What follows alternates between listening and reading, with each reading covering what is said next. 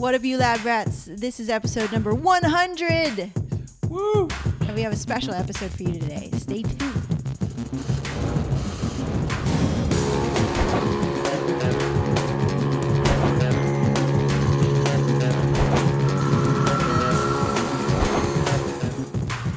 Welcome back to the lab. My name is Megan. Yeah, I'm Kevin. This is your daily inspiration for creating better content. So exciting. This is our 100th episode. Did you know you're on 100? No.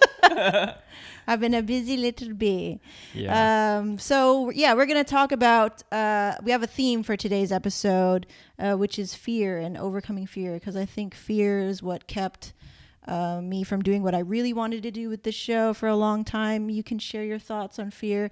And we have a special number of guests. I asked my friends from the internets to share their thoughts on fear via video, and we're going to get into that as well. So, how are you, B? Doing well. Okay. So wedding season officially started, so I'll be busy pretty much every weekend from now. Cool. But on the other note, I mean, we've been climbing a lot, so rock climbing. That's been really fun. Yeah. And you're stepping it up, so. Yeah.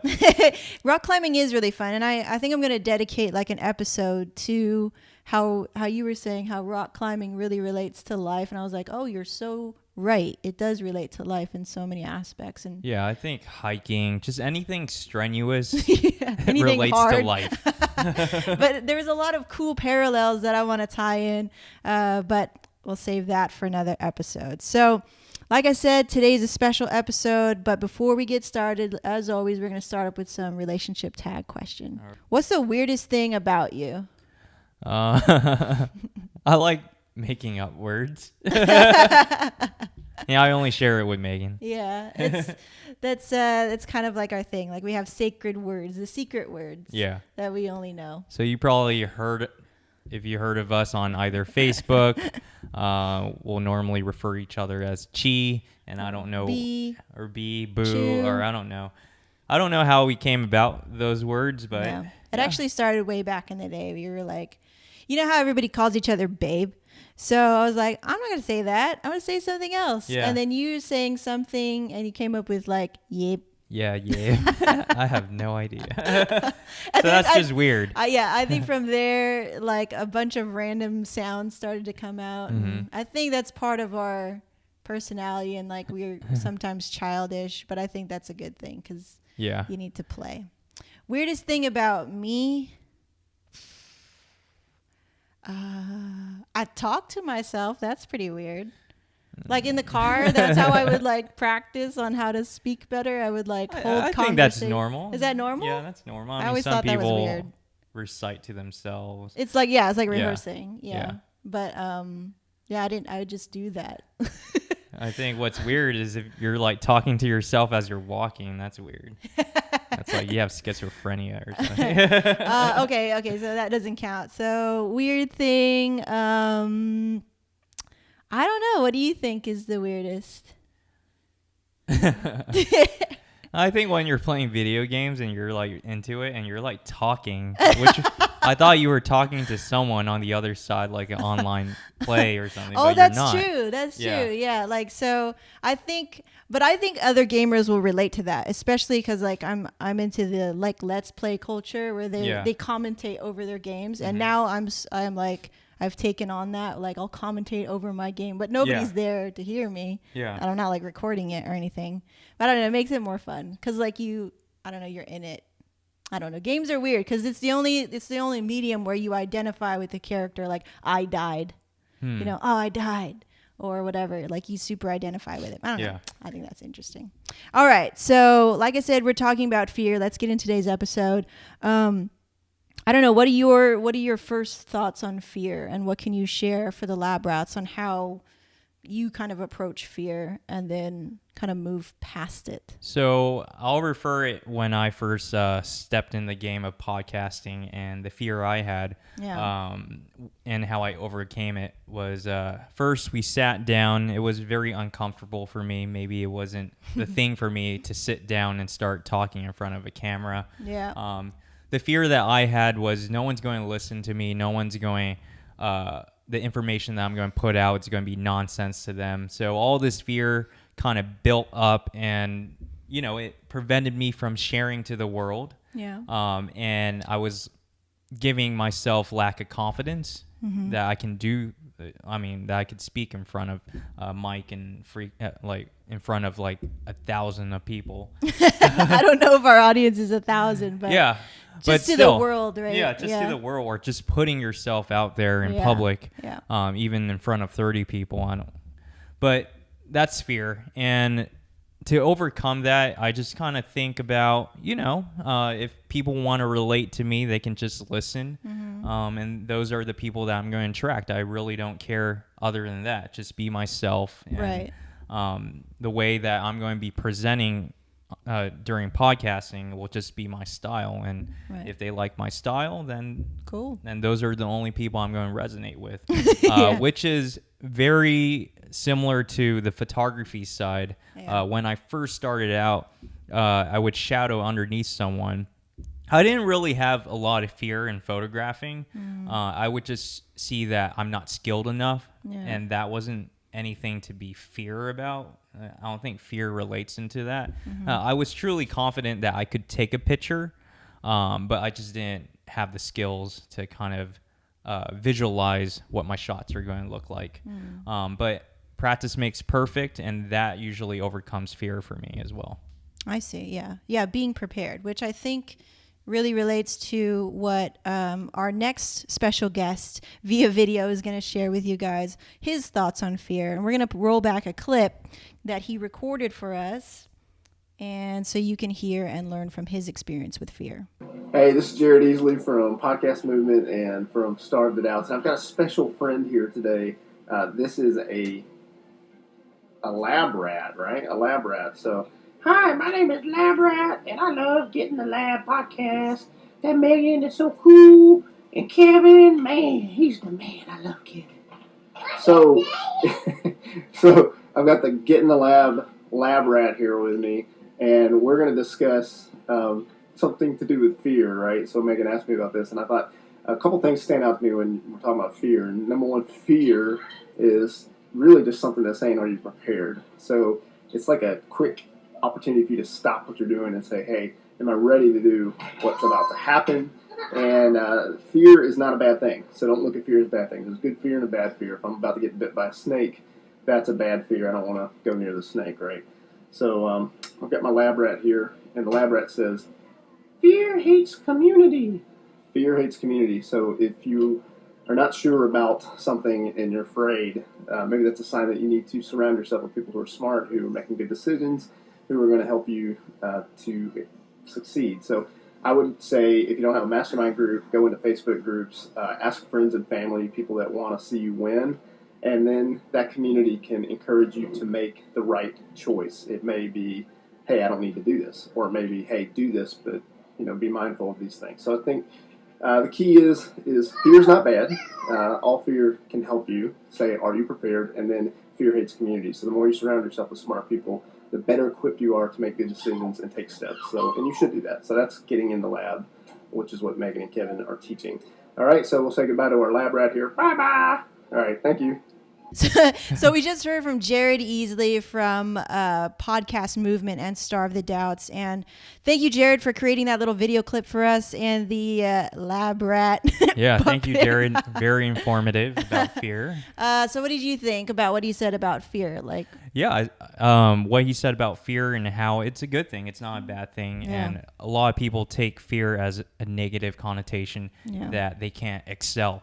Yeah. But fear is a good thing, because without fear, there's like no motivation to kind of overcome it. Right. So with fear in mind, it kind of boosts you, kind of motivates you to take it to the next level and try harder. It's like climbing. Yeah, sort of like climbing. We're all gonna relate it back to climbing. I just always feel like when I'm up there and then you look down, you're like, holy crap, but then people are watching you, and that kind of makes you a little afraid too. And what fear does is what Jared said, puts you in a community. And in rock climbing, there's a community there to help you, to help guide you overcome those fear. And you're going to learn from your mistakes. just like that first step you're going to do, Right. the first thing you're going to think about is, can I grip onto this hold, Yeah. or I'm like fear that I'm going to fall. Yeah. But in order to overcome your mistakes, you have to fall. Yeah. Yeah. Yeah. And you have to overcome your fear that you are going to fall. Yeah. But then you're going to learn from your mistakes, and you're going to become a stronger person. Right. I think back in the day when I was really scared of like even just to make a move, and I didn't have any community yet. I didn't have any support system yet. You know, you weren't on board yet, and I didn't know anybody in the space. The first thing I did was I started to reach out and be like, I put a post on Facebook and I was like, hi, my name is Megan. This is awkward, but I really am interested in something like video or something like that. And then one person said, oh, okay, I'm interested in video. And then we ended up being really good friends. And like the fear of making friends and making your own community when you didn't have any, like pushed me over the edge and said, oh, it's not so bad. Like there's so many other people who are struggling with the same fear, and they're waiting for somebody else to go, hey, let's get together. And like, why don't you be that person? Exactly. Yeah. You know? Okay. So, we have another special guest. I'm deciding who to put next, but this one's just an audio clip. But this is from my new friend that I met at Podcast San Diego. His name is Josh Trent from Wellness Force. Of course, all of these links to these people, to my friends, will be linked in the description, so you can check out their stuff in your own time. All right. But this is what Josh had to say about fear. So when I think about fear to me is the elephant standing on my chest. It's the message from my ego telling my heart that it's not good enough. And my heart's like, what's going on? I really want to do this one thing. I feel it in my body. I feel it in my chest. I want to go do this, speaking engagement. I want to surf this 10-foot wave. I want to talk to the pretty girl. I want to go down the street and meet a neighbor that I haven't met for a long time. But we have this message of fear. And fear, in my opinion, is false evidence appearing real. So this is your ego telling you messages like, you might get hurt. You're going to look stupid. No one's going to like you. They're going to reject you. And the reality is that you have no control over what these external forces do. The only thing that I found that I have control with is how I show up. So how am I showing up to this moment where my heart wants to do something, but my ego is telling me another thing? This is better stated by David Dita. There's an author that I follow and that I've read a bunch of his work. His name is David Dita. And in his book, The Way of the Spiritual Man, he talks about men and women how we lean into our edge. And by developing a life that's an edge practice, by constantly leaning into your edge, you're essentially leaning into your fear.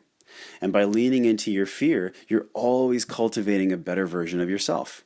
So when I get to these moments that, are fearful and I have my ego talking to me, I actually like them. And in some weird way, I like getting scared. That way I know that I'm getting better. So there's 3 things that I do when I cultivate these moments of fear that I can actually break through. The first thing that I do is that I plan one thing every single day in my schedule that scares me. So by planning one thing a day that scares you, and I mean like physically putting it in your calendar, right? So open up your iOS, punch it in, or write it down, whatever calendar you use. By doing that, you are going to facilitate constant growth every single day. And remember, it doesn't have to be huge. It can be small. You can just say hello to the neighbor or talk to the pretty girl or, do whatever it is that scares you, right? For me, it's being on stage. So something that I'm, trying to get better on and trying to improve is my public speaking. So for me, I sign up for a speaking group. I go to a Toastmasters and I talk in front of 30 people. That's an edge practice for me. So the second thing that I do once I've planned is that I implement box breathing. Box breathing is a technique, if you search on Google for Mark Devine from SealFit, he does a phenomenal job of explaining the intrinsic benefits and the physiological benefits of box breathing. That'll really get you in a state where you can overcome that ego and break through that limiting fear. The third thing that I do is I have this mantra where I've planned it in my schedule, I do my box breathing, I'm now at this moment where I've created this moment for me to break through my fear, and I tell myself a mantra of, it's not about you. Because I know that I'm there for a reason. I'm talking about a subject that I love. I'm talking about a subject that resonates with me, that I really enjoy. And I want to share that message with these people in front of me. So whether it's 30 or 300, the people in front of me want to know about technology. They want to know about wellness, or they want to know about improving their lives. That's what's most important. So when I have this message coming up from my ego that says you're going to get hurt, you're going to look stupid, people are going to throw tomatoes and watermelons at you, that doesn't matter. That's just my selfish ego trying to protect itself. What's really most important is that it's not about me. So now that I know it's not about me, I have this permission to move forward and do the thing. So the last thing I want to say is that I try to hang out with a crew of people throughout my life, and I try to structure my friends so that all the people in my life are also leaning into their edge. In my men's groups, in my friendships, and even in my relationship with my girlfriend Amy, we lean into our edge. My friendships, we lean into our edge. So surrounding yourself with people that have that same mindset. Cutting out the people from your life that are comfortable playing video games, eating pizza, and getting stoned. That just doesn't serve you anymore. And hopefully it hasn't served you for a long time. And then the last thing I want to say is there is a quote that rings super loud. And this is all about fear and overcoming it, and it's very simple. It's from Ralph Waldo Emerson. And Emerson states, "Do the thing, and you will have the power." So what he's saying is, by doing the thing that scares you, just by taking that one step forward, you actually cultivate the energy and the strength to overcome your fear. So, do the thing. Wow. That was amazing. Wow, Josh. I'm so glad that I met you, man. It's amazing because there's so many thoughts running in my head right now. Thank you for sharing that. Thank you for creating that audio clip. I think that audio clip alone is gonna produce a lot more content here in the lab, and I can learn so much from that. So thank you so much. What did you think, B? Yeah, I thought everything you said about ego does have a huge effect in why your fear, where that fear comes about and prevents you from overcoming those stages in your life. Yeah. And if you kind of pull yourself away that you want to share your message with the community, then automatically that, in yourself, that fear will kind of go away versus being fearful and you're always thinking about yourself. You're never going to accomplish over that fear. Yeah, that is so key. The ego thing, man. You're always thinking about, my neck is too long, or my hair is not done. Like, who gives a crap? Yeah, no one. It's so true. Like, I think there's many times why I was also having that fear of presenting in front of a camera or speaking to everyone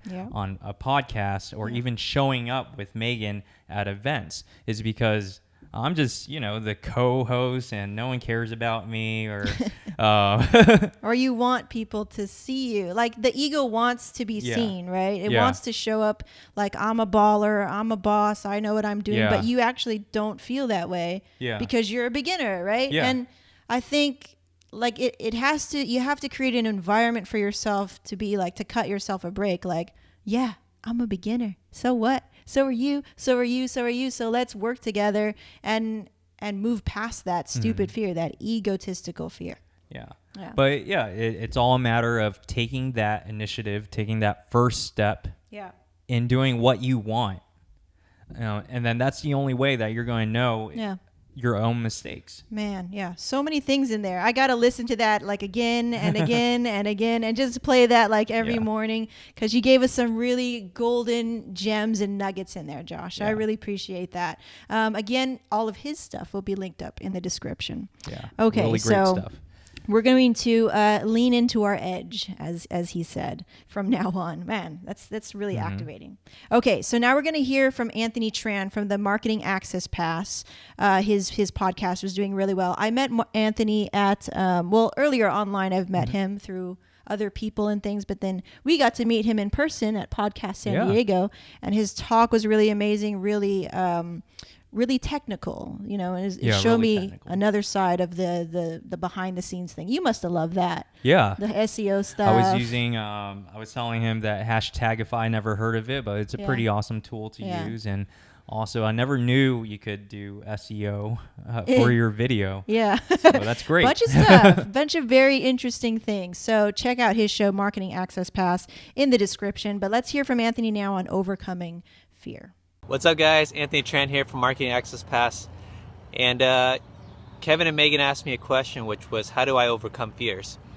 So when I first started my online business, I had all kinds of fears because I had a full-time job, I have a family to support, a mortgage, and I left my corporate job with no website, no income.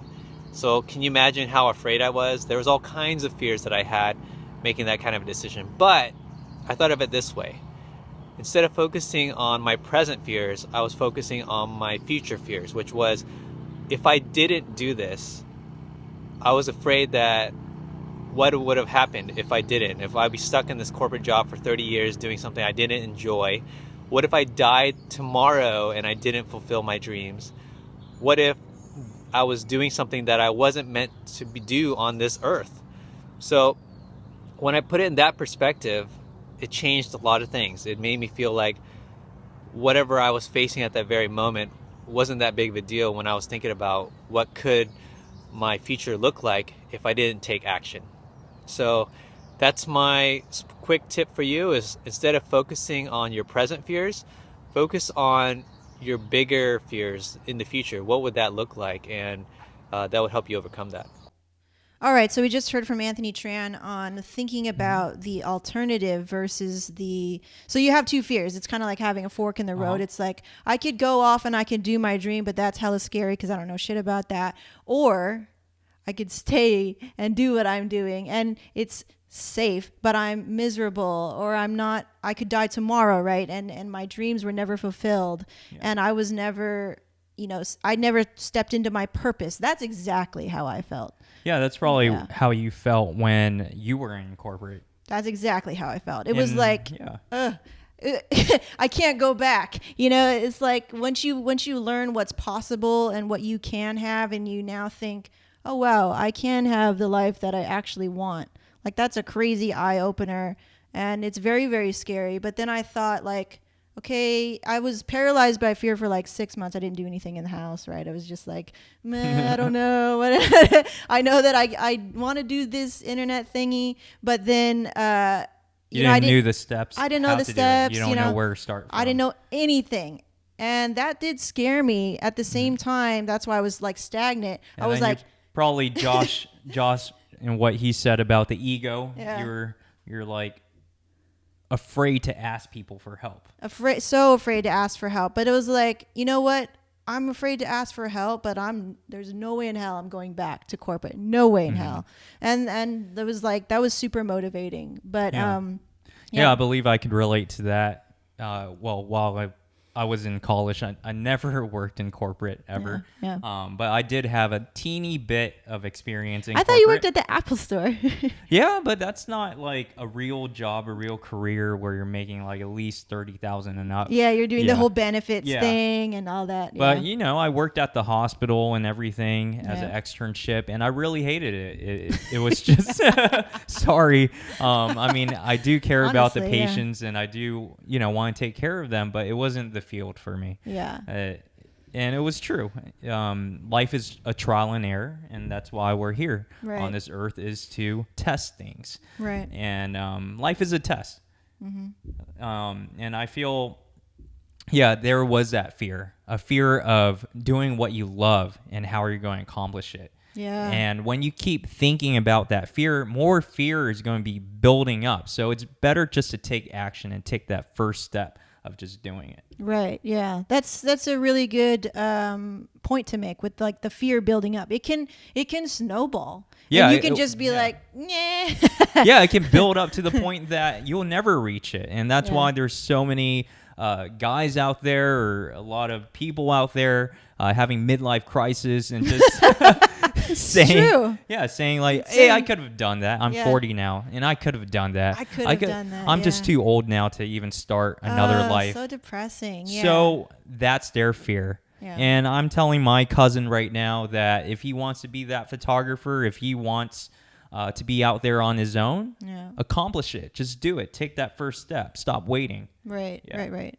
I think that's the hardest thing. Like, people don't want to mess up. Like, it makes them look foolish or whatever. And again, that's your ego talking. And it's like, okay, I'm getting over that too. Like, Yeah. you know, it's just like, okay, like, let's just do it. And then you'd like, if it's online, like if it's a post or if it's this an episode, you just hit delete. Like, it's not a big deal. Try to think fear as a subjective thing. It's like an art, Yeah. you know? Yeah. And everyone's going to see you differently, just like how everyone sees my photograph differently. And the way I see it, I like it. And I really don't care what other people think of it. Right. If you're going to like it, cool. Yeah. Yeah. And then move on. Yeah, and just get over that ego that your Yeah. picture is not perfect to everyone's eyes. Right. Yeah. Right, So right. you're not perfect to everyone. Yeah. And I got to say, like, I for the longest time, for like 27 years, 26 years, I thought, man, maybe I'm not supposed to be here on this earth because I didn't feel like a purpose. I didn't feel like I had my passion. I was like, there must be something wrong with me because I don't feel passionate about anything the way that you felt about photography, until I started to allow myself to go through these trial and error and to push through the fear of not knowing what's going to be at the other end, but just kind of feeling it like, I kind of like that. Let's just keep going with that. And now I feel like I'm where I'm supposed to be, which is an amazing feeling when you haven't thought that ever in your life. So I would also recommend that you think about that. That it's like, that's the alternative. Go through life and never find your purpose, or go for it. You know, you really don't have anything to lose if you look at it that way. It's all perspective. Okay. So we have one more video from a very good friend, Navid Moazzez. And he's doing very well. Thank you, Navid, for creating this video clip. We're going to hear about a very personal, touching story from him. It's a little bit longer clip, so stick with it. There's some really good nuggets in here. Okay, let's hear from Navid. What's up, everybody? I'm Navid Moazzez, and I'm recording this quick video for Megan and the Get in the Lab podcast to celebrate her 100th episode. And it's great podcast that I've been listening to and watching quite some episodes myself. So Megan, keep up the good work there, and now get into the good stuff here. So actually, at the time of this recording here, you know, I'm sitting in Pacific Beach, San Diego. It's a beautiful day. And today's actually 2 years ago since my younger brother, Simon, unfortunately passed away. He was just 22 years old, April 4th, 2013. And it brings back a lot of memories. And, you know, a lot of us happened since then. You know, I started a successful online business. I get to travel the world, live wherever I want. And it's kind of, you know, because I took massive action. I got out of my comfort zone. I got this extra power, you know, and turned this adversity into something better and eventually into success. So I wanted to share with you some lessons that really helped me on the path, you know, to where I am today. So number one here is actually one of the most important things you can do. It's to build authentic, powerful relationships with people before you actually need them. So what do I mean by that? You know, instead of just going out there and trying to get something from someone, you go out there with the intention of just adding value. You're gonna be of service to them. So you can start by just giving them a sincere compliment. Maybe you read their book, just send them an email and thanking them. Maybe you can be specific too in how they helped you. That's even more powerful. Maybe you read a blog post, share that with them. You can start sharing their content. Start, you know, leaving comments on their blog. If they have a book out there, leave a review, or even better, a video review. So that's just a few things. If they have a product out there and you want more access, you can even consider buying that product to get access to that person and get closer. So that's something I found extremely powerful.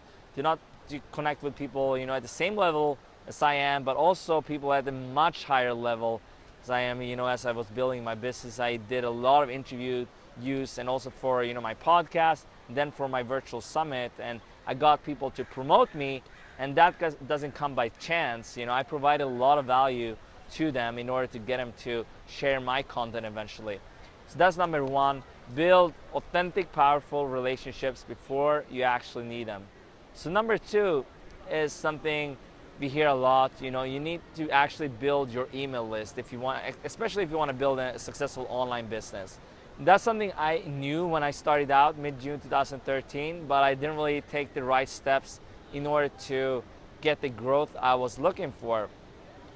But there's some things you can do there, and it's not only about the size of your email list. It's actually about the relationship you build with that list, with that audience, so they're engaged. You want to build an engaged audience. So you need to create really good content, get people to sign up to your list. So you can use something that's called content upgrades. So at the end of a blog post, you can give them a specific gift and then tell them, hey, here's 5 steps in doing this, and you can get them to sign up to this checklist or whatever you're offering, right?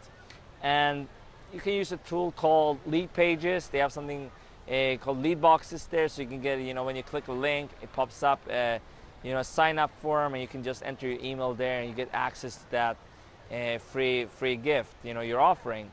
So that's a great way. I found it working well with blog posts and in some cases with podcast episodes, but it didn't really skyrocket the growth. It's powerful. You can do guest blogging, you can do some things to grow your email list there.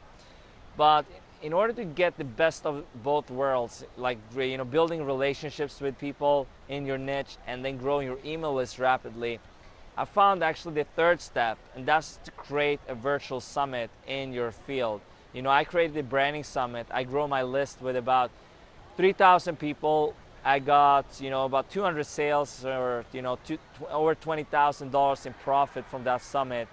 Built amazing relationships with people. I now they are kind of joint venture partners for me. I help them. I promote their business. They promote me. I turned fans into super fans and eventually like lifelong customers. I was featured in Business Insider, which now has over 134,000 views. Yes, that's pretty crazy, but yeah, they featured me there thanks to my good friend Primoz Bozic, which I met through Ramit Sethi's circles. It's quite interesting how it works. You never know when someone would be able to introduce you to an opportunity, and that's always what I've been looking for. You can create these opportunities by just being of service to other people, and that's the best way. And creating a virtual summit takes a lot of work, but it's worth it. I actually had a podcast, The Lifestyle Architects, and I still have the podcast live in iTunes, and I'm going to get back to recording more episodes for it. But what I found is that a virtual summit, that I did with a branding summit, is like a podcast on steroids. You can grow your email list rapidly. You can, create a product fast. You can sell the recordings, and grow your email list there. And build amazing relationships with people. So you get the best of all these things I've been talking about here. And if you are interested in really creating, promoting, and profiting from a virtual summit, I put together a free gift, a free cheat sheet for Megan's audience here. And you can find that over at virtualsummitmastery.com/cheat sheet. So head over there if you're interested in creating your own virtual summit and see if that's a good fit. You can also reach me at navid@navidmoazzez.com. And yeah, feel free to reach out to me. And I hope you found this, quick video valuable, and I hope to hear from you very, very soon. Okay, well, Navid, thank you for that video. When you're immobilized by fear, very much like I was, and how to make the next move, it's right there in the very first step was making relationships with people, and not on the intent like I'm gonna get something from them one day.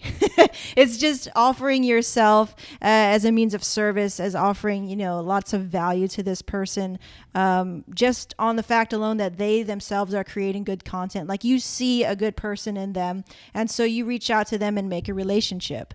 And right there, when you make community, like Jared was saying, now you can get one step above your fear, right? Because now you can ask them things because you guys are legitimately friends, right? It sounds like a really silly thing to kind of break break it down in this way. But I mean, I just came back from New Media Expo, and there's many people out there who are just looking for the name, who are just looking to get something from you and your platform. And so you kind of learn as you go through life and go through this thing, who the real people are and who are the fakers, I would say, or the not so real people, or maybe not so genuine. And maybe that's not even the case. Some people just come off that way. Maybe they're just aggressive, but making genuine relationships to overcome your fear, creating that community for yourself.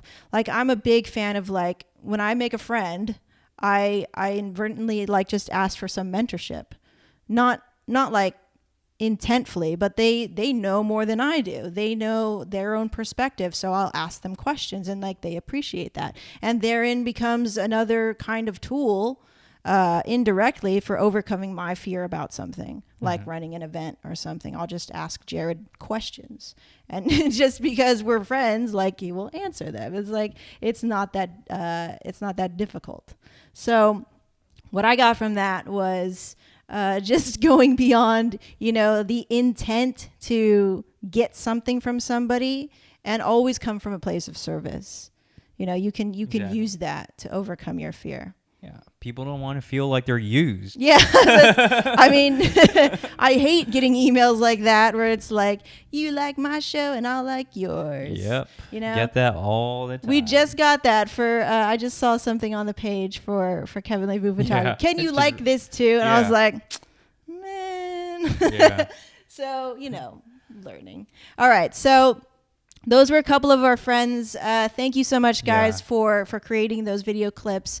And again, all of that stuff will be linked up in an epic blog post breaking down each one of their videos, the key points, the gems to take away from there, so you can use that in your life and business. And what about you, B? About anything you want to say? Last words about fear? Any last words? Yeah, any last words about fear? Don't be like me. No, just kidding. Just if you have something that you really love to do, just keep on doing it. Yeah. And don't wait till the last minute to say that I'm ready. The moment that you start thinking of something that you want to do, take that first step and just do it. And you never know what's going to happen. It's pretty cool once you learn that, hey, I met someone else that is in the same boat, or hey, it brought me to some new connections, or new ideas of doing something. Very true. Yeah. There's always this thing of I'm not ready, or I'm waiting for X amount of subscribers or a certain audience. And to a point, I think that's a valid thing that can hold you back from taking action. At the same time, it shouldn't. There's like a line, right? Where you're like, okay, am I just being stagnant, or am I strategically waiting to move? And so those are kind of lines that you draw in the sand for yourself. And the more that you can be more intuitive about, what needs to happen for you. And that's the thing, in order to find that out, you need community. Once again, I think that's just really key. And that's what Get in the Lab is all about too. So you guys, you lab rats, we're lab rats. We're all in this together. And so we really encourage that you ask questions and that you engage in the comments, and, moving on a fear or executing on a fear or moving the needle forward in your business is sometimes just a question away of simply asking the question. Otherwise, you feel immobilized, right? You're unsure or not prepared. And I always have to remind myself that, can't I just ask a question? Can't I just ask somebody's perspective and they can give me a new look or a new angle on the problem that I'm facing, like the event that I'm running, right? Jared gave me so many other angles to kind of look at it, as a means of how to market it, or how to be seen, or how to get others to be seen and participate and have it be more of a community thing. So really, really, really activating community, and that's what this is all about. So that was our special episode 100. What's going to happen for us moving forward? What about you, V? How do you feel moving forward? Probably the next step is starting that workshop together. Yeah.